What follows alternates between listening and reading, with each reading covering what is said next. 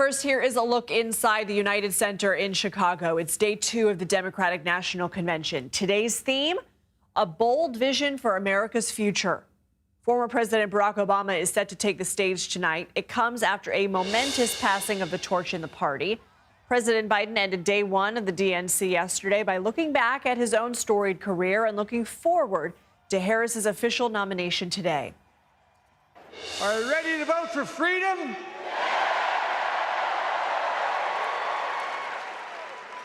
Are you ready to vote for democracy and for America?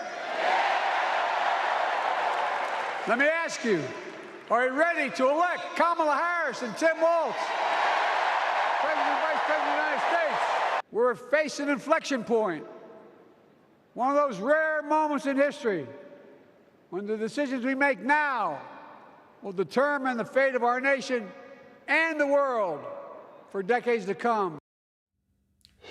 Former President Barack Obama, former First Lady Michelle Obama, and Senate Majority Leader Chuck Schumer are scheduled to speak later on today. And CBS News has learned 2 Republicans will be speaking at the event this week. Former White House press secretary under the Trump administration, Stephanie Grisham, will take the stage. Grisham resigned in the aftermath of the January 6th attack. And former Congressman Adam Kinzinger will also speak this week. He's become one of Trump's most outspoken Republican critics after January 6th. CBS News chief election and campaign correspondent Robert Costa is in Chicago covering the convention. Robert, former President Obama has an interesting role to play tonight. As the Washington Post puts it, he arrives at this moment balancing his governing partnership with and affection for President Biden and his friendship with Harris, having helped engineer with other party leaders Biden's departure from the 2024 campaign. What are Biden's allies telling you about his speech? It's great to be with you. Confidants of former President Obama tell me that they have a relationship going back years, he and Vice President Harris. She was a supporter of his Senate run in Illinois in 2004 when he gave that famous speech at the Democratic National Convention, and they built a bond. She later went on to help out in the primary during his 2008 run for president, and that relationship has remained ever since. So he will be there as a booster for her. And there are echoes of what Obama's campaign represented to the country, especially to Democrats in 2008, that many Harris supporters would like to see revived this time around. He was the first black American ever elected president of the United States from this city in Chicago.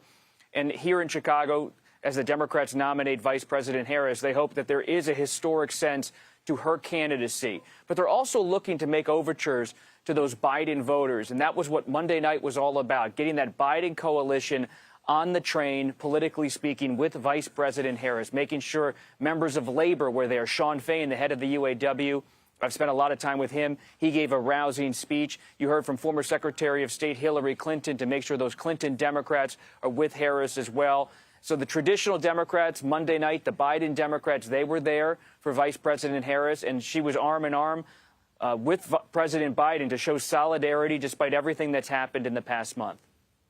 How was the energy and tone of this event different compared to what it would have looked and sounded like had Biden not stepped down? It's hard to say exactly how the energy would have been different. Biden allies believe that he was ready for a second term. He was ready to be renominated. He decided to step away. He believes at this point that this is what it's going to be. Doesn't mean everybody's happy about it inside of his inner circle, but there's a belief that stepping away was the right decision for him at this time.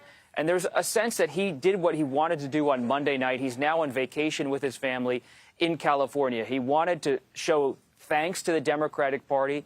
He has been with them for over 50 years in elected office in different capacities in the Senate, vice president, president of the United States. But he also wants to give room to Vice President Harris on Tuesday, Wednesday, and Thursday to sew together the party. And that's a real political decision by President Biden to not be hovering over the convention every day, sitting there watching it all, but watching it from afar gives him a chance to give her an opportunity. Robert Costa, thanks so much.